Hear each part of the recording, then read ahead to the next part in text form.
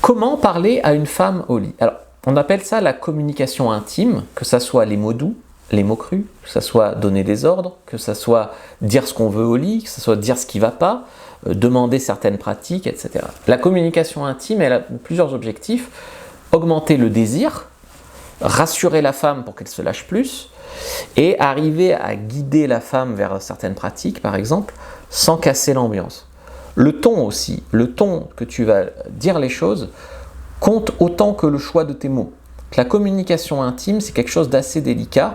C'est vrai qu'un mot de travers, la fille peut se braquer, se vexer, etc. Donc il faut faire quand même attention. La première étape, c'est, si tu veux coucher avec une femme, c'est d'arriver à la mettre à l'aise et la rassurer.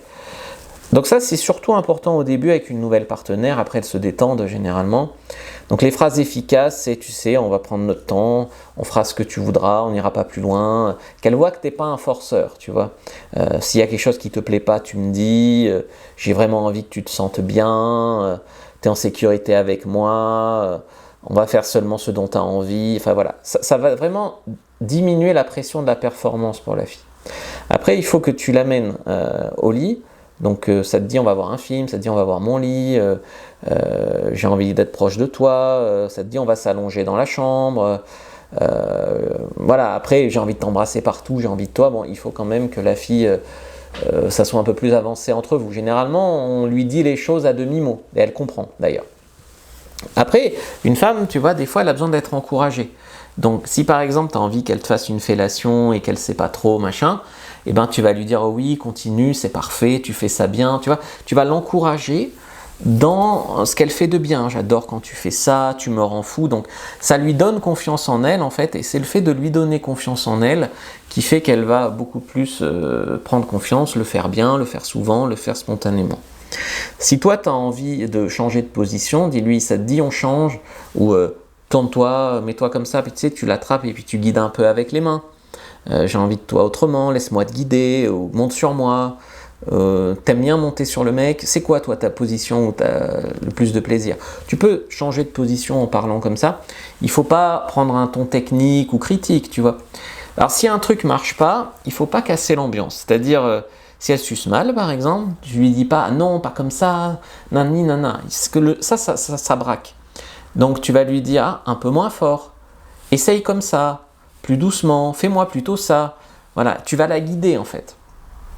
Il faut la guider et au lieu de dire non, pas comme ça, tu vas dire fais plutôt ça.